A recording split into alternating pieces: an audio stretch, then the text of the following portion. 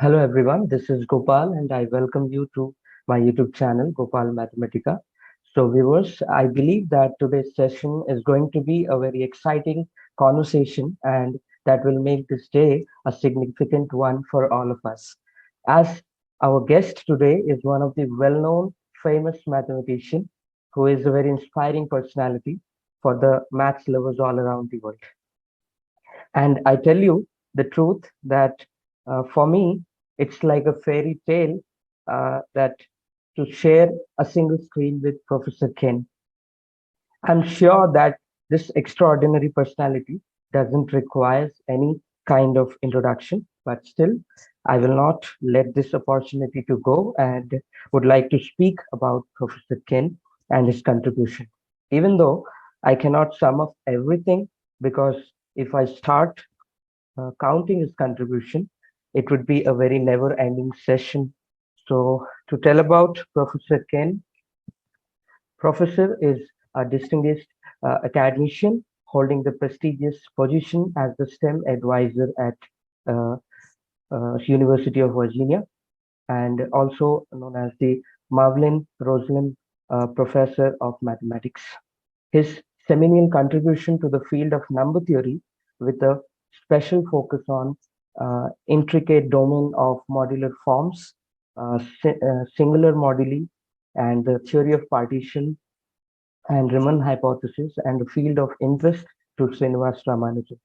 And I have been widely, as it have been widely acclaimed, and notably his research endeavors also have encompassed the complex terrain of the mathematical theory of black holes and the mathematical string theory.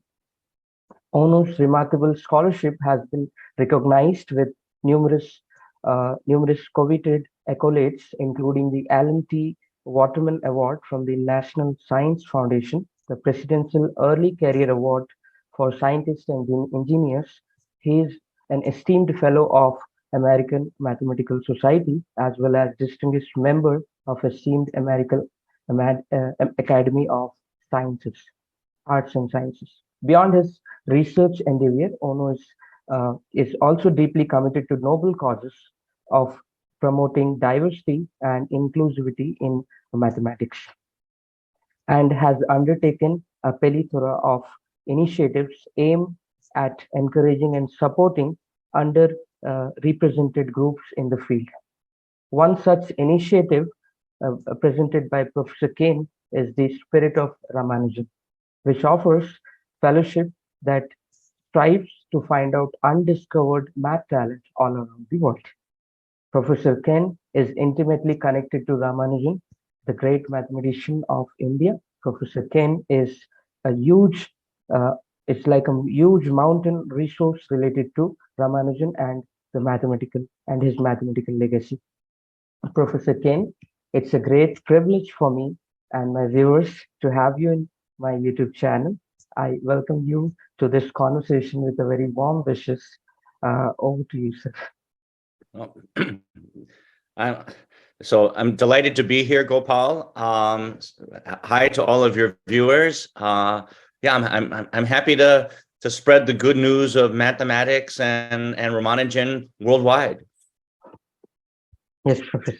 So before we start up this thing, I have to tell you that this conversation will have a few set of questionnaires which need the valuable views of yours that will benefit the budding mathematicians all around. So, with your permission, so shall we start, sir? Yes, I'm happy. Let's go. Okay. So, so my first question is, how did you become inspired to pursue a career and life in mathematics? Oh, that's a very long story. My father was a mathematician.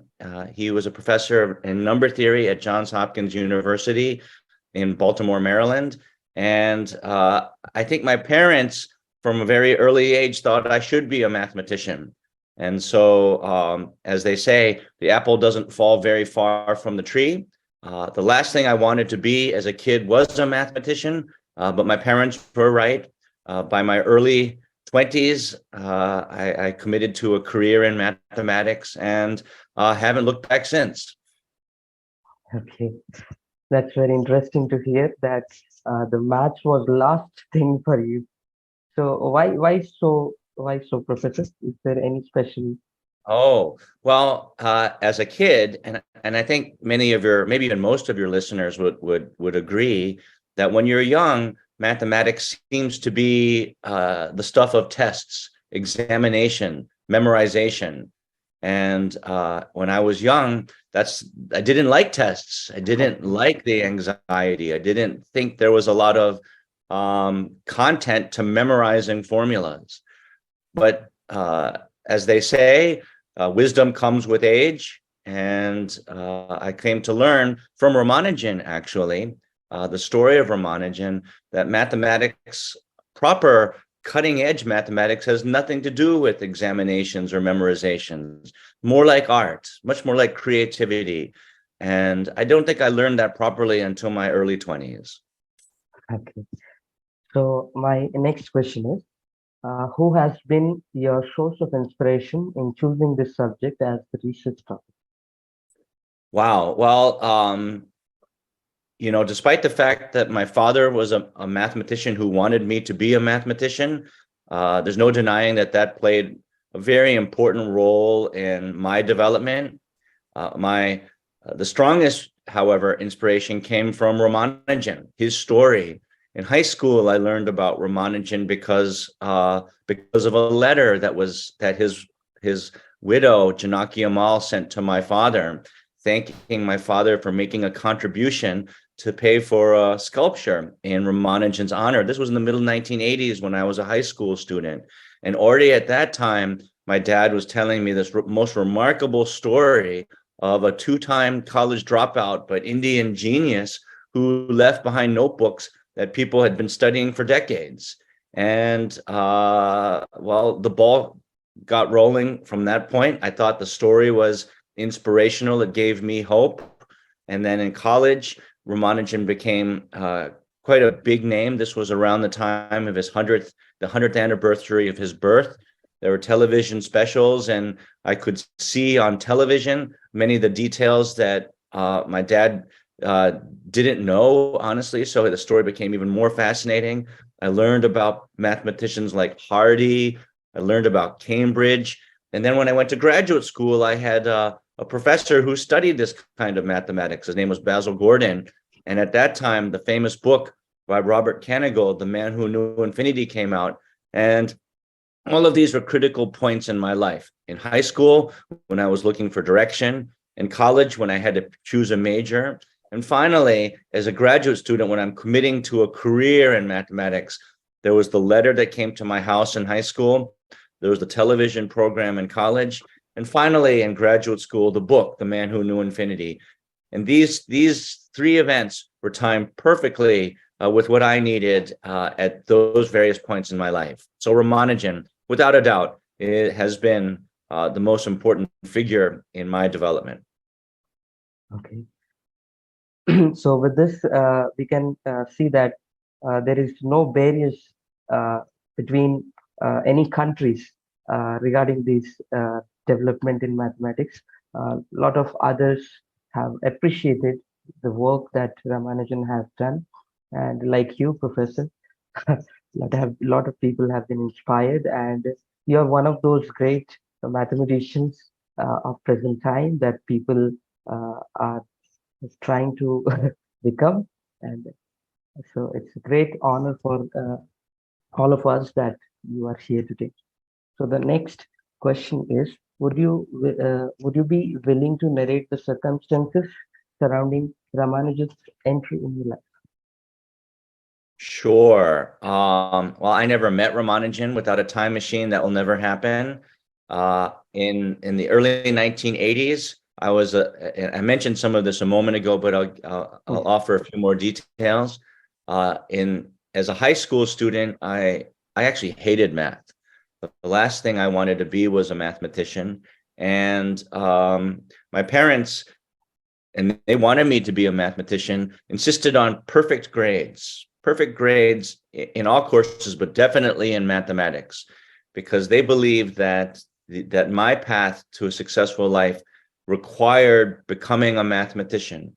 You see, my parents came from Japan. They moved to the United States from Japan shortly after World War II, which was a very difficult time for a Japanese citizen to come to the United States. I mean, these two countries were at war.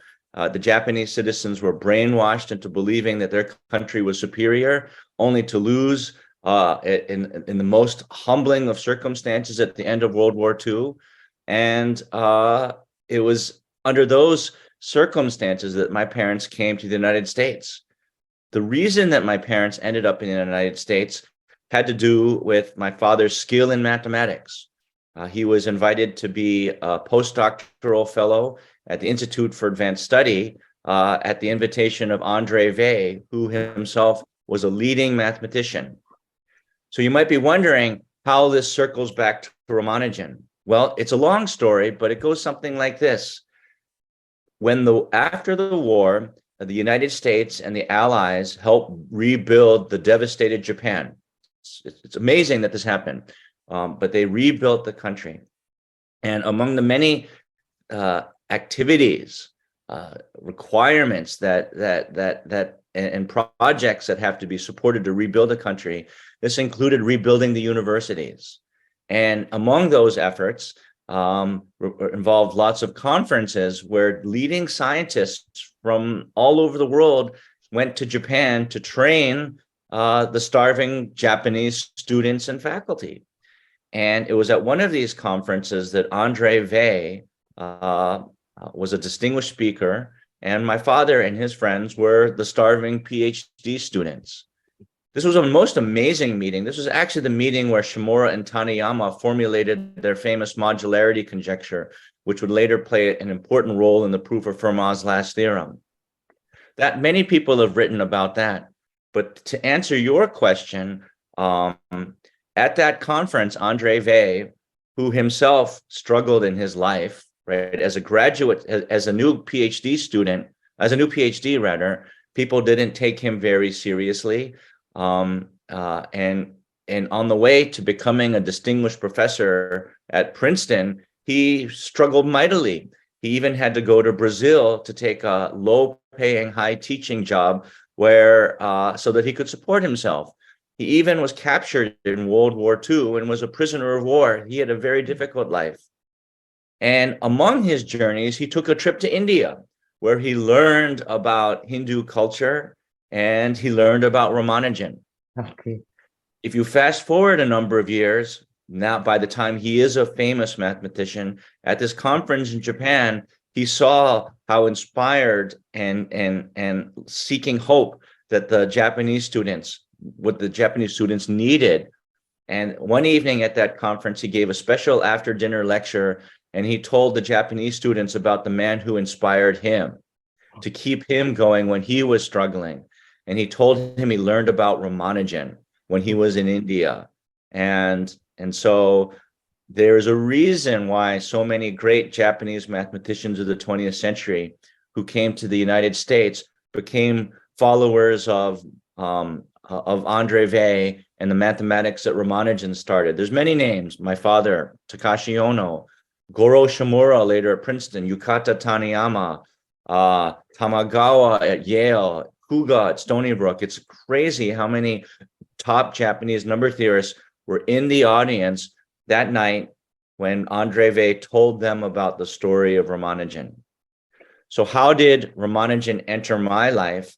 It was in 1984 when I was in high school, when a letter from Janaki Amal arrives at my house, and the letter thanked my dad for making a contribution to help pay for a sculpture that honored Ramanujan's memory. 60 years after his death, over 60 years after his death.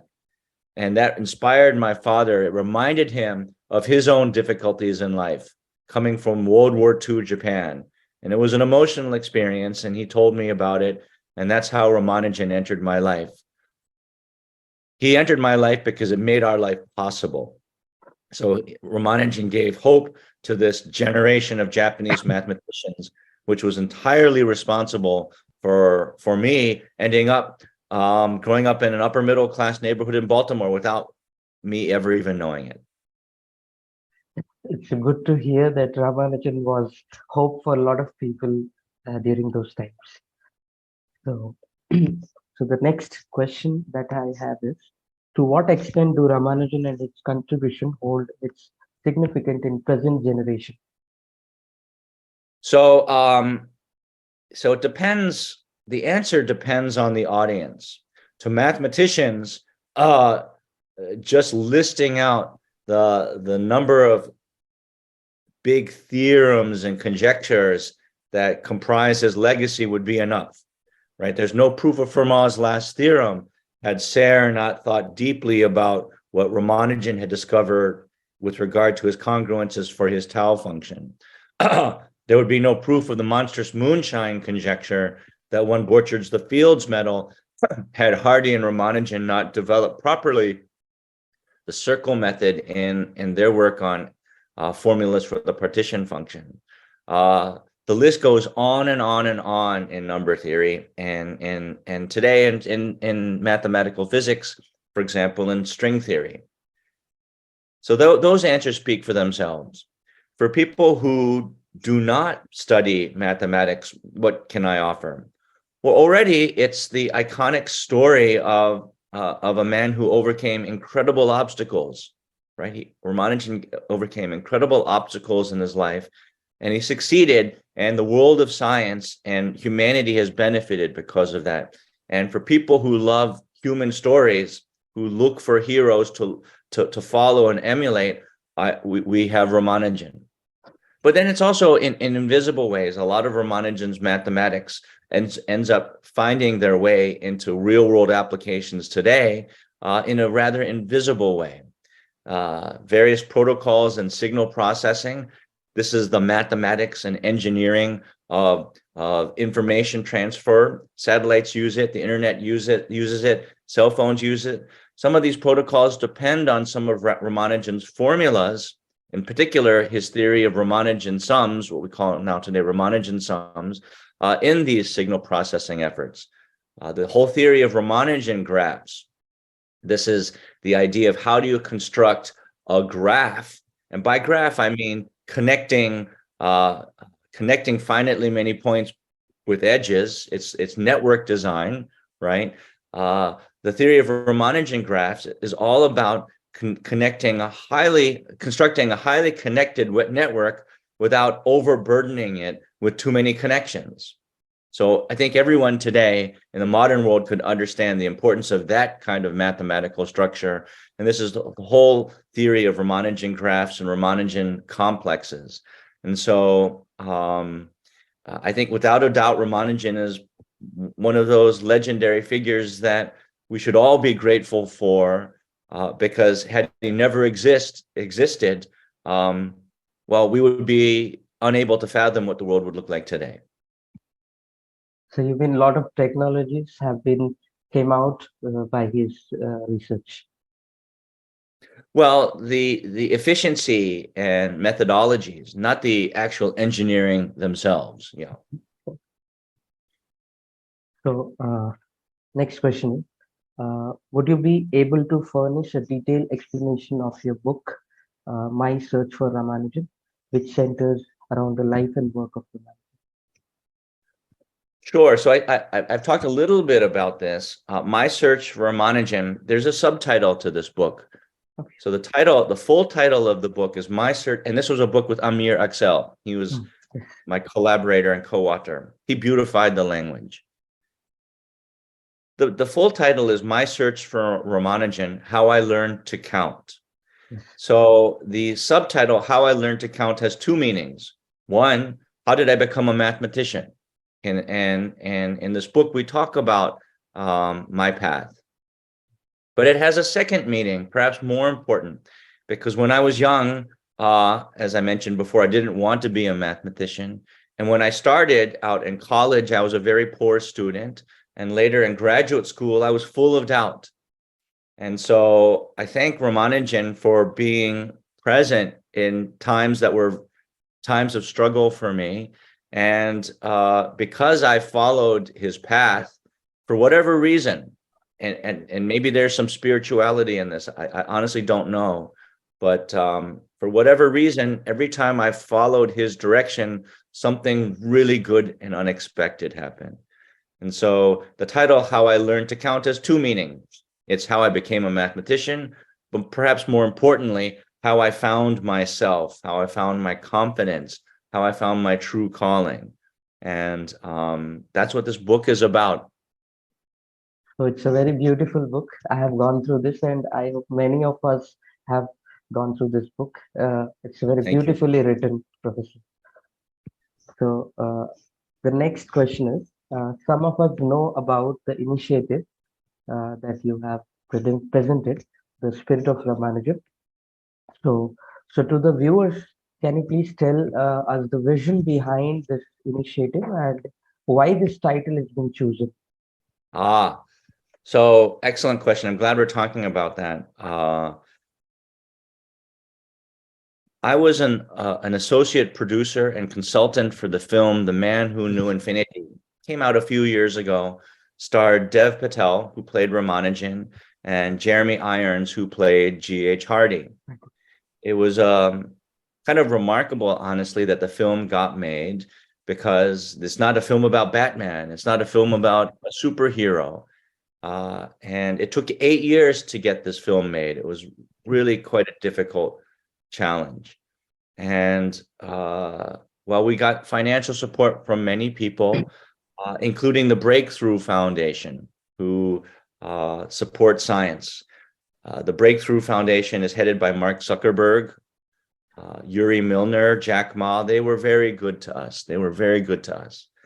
And after the film was completed, but before the theatrical release, it's customary to take your film on tour, the film circuit. Think Toronto International Film Festival, Zurich International Film Festival, Tribeca Film Festival, the Goa International Film Festival. We traveled the world for 4 or 5 months before the theatrical release.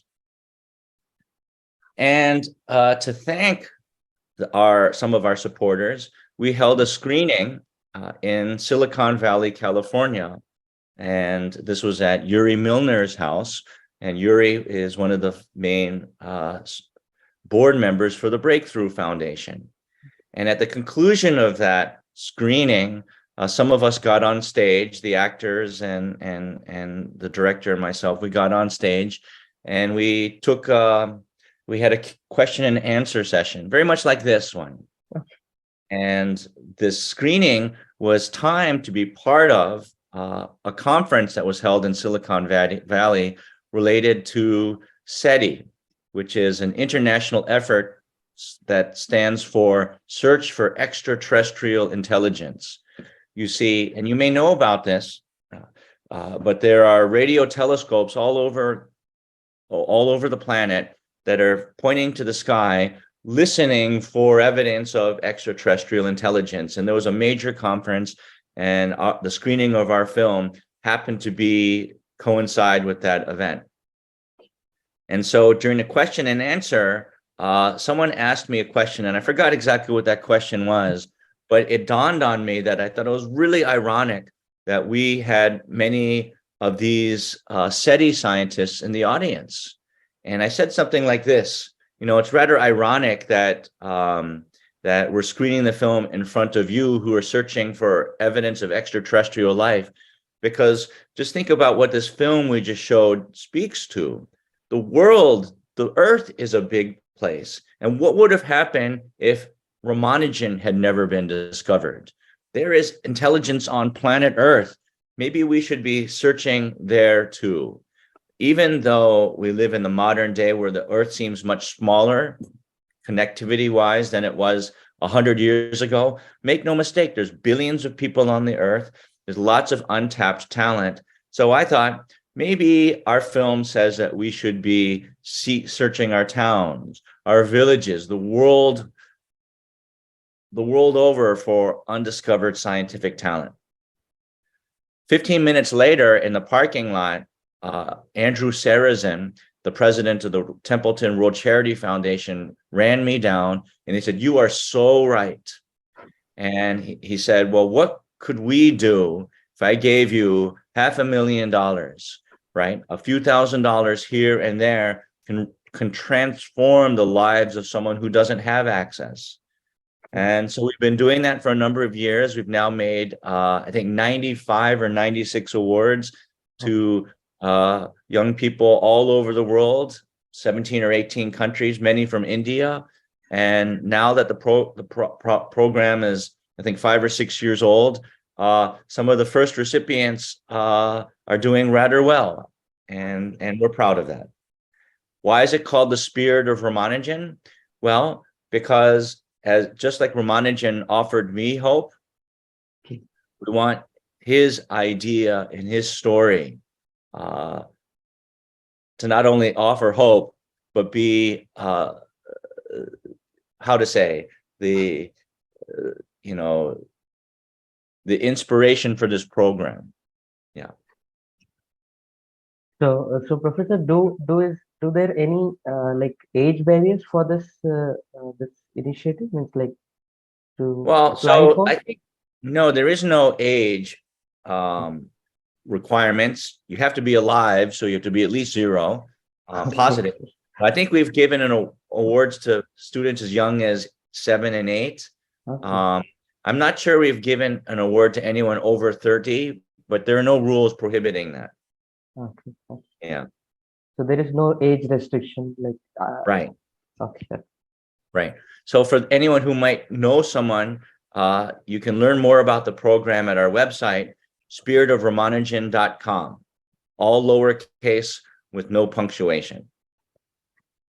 So viewers, please make note of it, and even I'll make it this site for in my description so that you can go through the site and learn more about what is this initiative.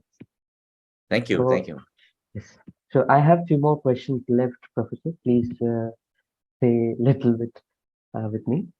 So the next one is: have you encountered any other individual with a level of mathematical genius comparable to that of Ramanujan?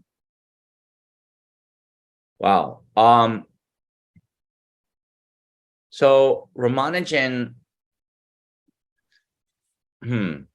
that's a difficult question. And I don't want anyone to interpret my hesitation either positively or negatively.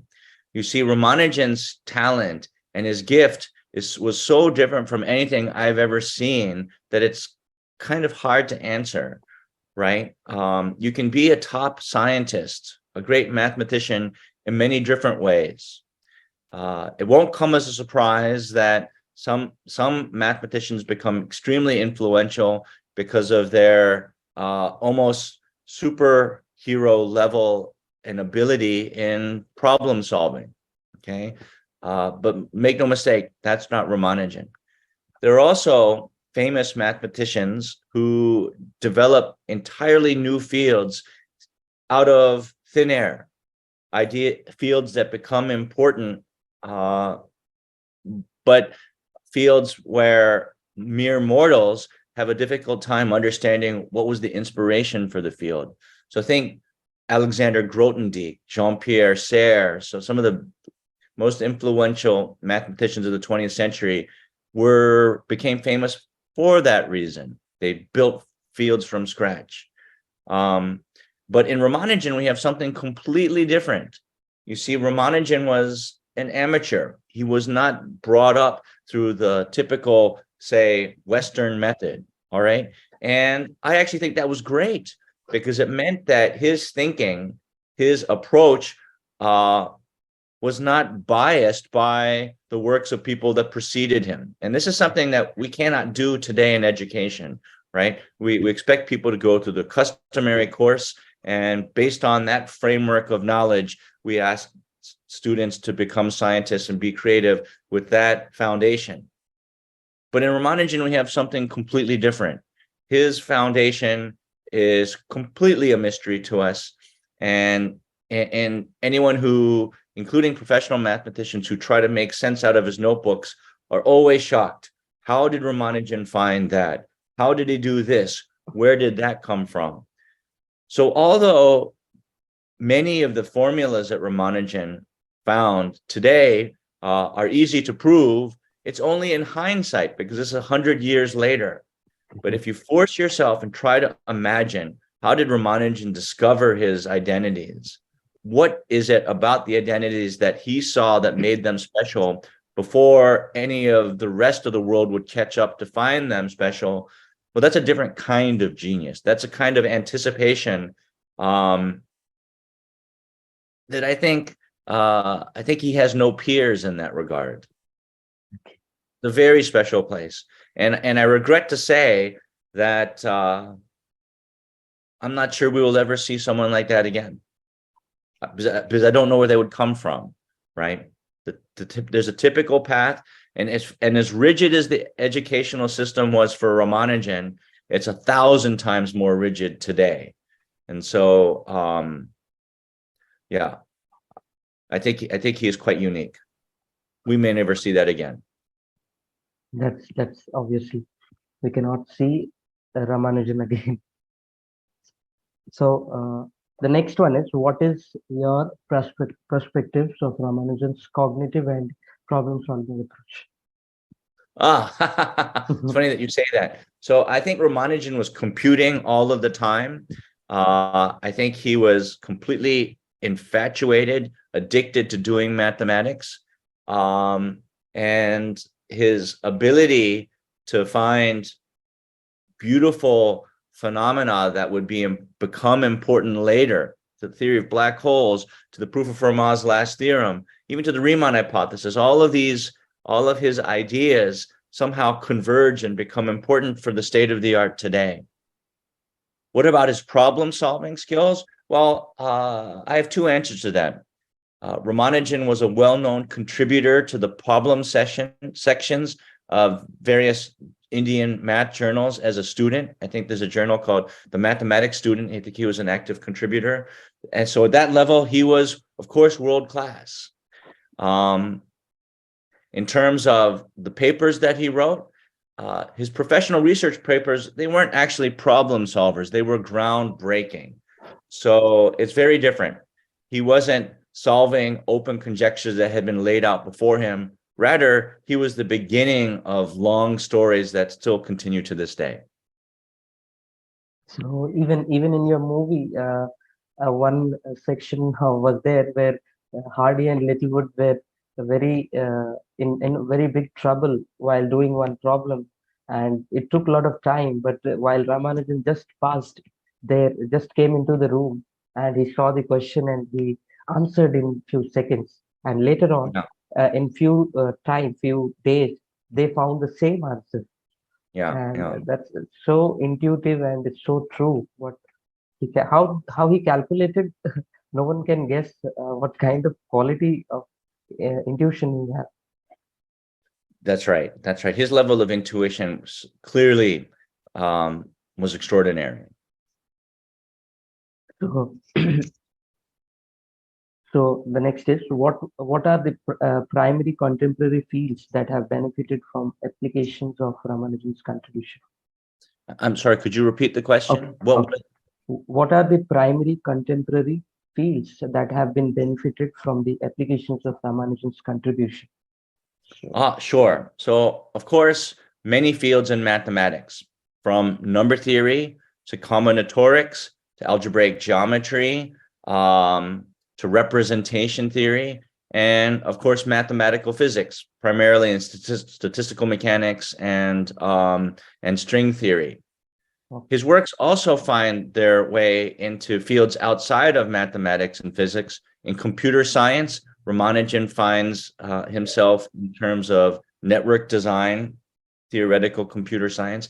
Even in chemistry, people are now using his work on the partition function and the circle method to study how molecules form under various conditions, pressure and temperature. So I've even seen papers in cancer research that have used some of Ramanujan's ideas to study uh, you know, various kinds of dynamical systems that have to evolve over time that model tumor growth. So everywhere, almost everywhere where well, maybe not well, even population biology, uh, this can occur. See, these ideas are fundamental. The circle method, for example, alone, which Ramanujan and Hardy developed to study the partition numbers, is so ubiquitous that the circle method can be used anytime that a problem can be reduced to computing the coefficients of some generating function with some properties. And that idea is all over science. So, do you think Ramanujan knew about all those things? Like his research can be applicable in future generations? Well, I don't have a time machine, so I will never know. But I doubt it. I doubt very much. I doubt So, very much so that. he was enjoying his kind of mathematics. So that's what uh, today's uh, day means. We have learned lot of things from his research. Yeah, I think there. I think if Ramanujan were to have a time machine and would be able to somehow travel to our day and have a glimpse how his work is used, my guess is he would be absolutely shocked. Yeah. So, what kind of inspiration and message one can derive from Ramanujan's life and work? So what does Ramanujan represent? He represents many things. He represents the fact that talent can be discovered anywhere. Okay, it doesn't have to come from the most elite schools. It's just not true, right? Talent can come from anywhere. What we also learned from Ramanujan is that talent has to be nurtured, right? Someone is talented but doesn't have access, then that can be tragic. Okay. And the other thing that we learned from Ramanujan is that some of the most important ideas in science that propel science forward often uh, don't see the fruits of these ideas until many decades after these ideas are first recorded. So we need patience in science. And finally, the story of Hardy and Ramanujan is an extraordinary example of international cooperation. What would have happened had Hardy not responded to Ramanujan's letters? Well, you and I, we wouldn't be talking, and everything we talked about probably would have never happened. And that's another important lesson. So, what do we learn from him? We, of course, learn some science, quite a bit, but we also learn some great lessons for humanity that doesn't require any background in science to understand. So, coming to the next question, have you ever come across any individual with exceptional mentoring qualities of Hardy in contemporary mathematical landscapes? In your view, do you believe that every Ramanujan requires a mentor like Hardy? Oh, okay. So that's a complicated question because although I just talked about how important Hardy was to this story, I don't think he should not be anyone's image of a great mentor. He was good for Ramanujan, okay, but he's well known for being grumpy. He's what we would call a curmudgeon, someone who probably was quite difficult to be around. He was well known to be arrogant. And you might know that he had his own personal feud with God. I mean, who does that, right? Who thinks so highly of themselves that they should have a personal feud with God? That doesn't sound like someone who'd be a very good mentor. But he was a good mentor for Ramanujan. Your other part of this question is, do I believe that everyone needs a mentor? And absolutely. But what the mentor offers varies from situation to situation, right? Sometimes a mentor is someone who just sits and listens while a student is struggling, but will eventually find his or her own way, right? Sometimes a mentor is someone who just asks the right question that helps direct the research without knowing how to answer the question themselves. Sometimes a good mentor is just someone who knows how to connect a talented person to maybe a better mentor, right? So being a mentor comes in many different forms. The next is what kind of guidance and support uh, can you extend to aspiring young researchers? Well, as we just discussed, everyone needs help, everyone needs a mentor. And so if you're a student, really do your best to establish good relationships with your classmates and your teachers. And don't take their friendship and don't take their investment in you as a student lightly. That's valuable. So, what is the nature of your relationship with the mathematical culture of India? With the mathematical culture of India, Yes. ah, I think it's quite strong. I travel to India most years. I was a Jubilee professor of the Indian Academy of Sciences in 2019. And with that title, I traveled to India and gave lectures. I don't remember, maybe 14 or 15 schools around the country. I have collaborators and close contacts, I think, in most of the major cities from Mumbai, Kolkata, Chennai, Goa, Bangalore. I'm a honorary professor at the Indian Institute, IIT Guwahati. I am an honorary professor at the Mathematical Sciences Research Institute near Goa in Belgavi. And I have a very close relationship with the faculty and staff at Shastra University in Kumbakonam, who give out the annual Shastra Ramanujan Prize that has been an outstanding predictor of future Fields medalists. So I think my connection is quite strong. So, I pray for the same for the rest of the time that you be with all the Indian students and guide them, support them, and show them a path towards mathematics. And lastly, I have the last question from you is what would be the final message to the young school kids who are in middle school and high school who keeps interest in mathematics? Yes. So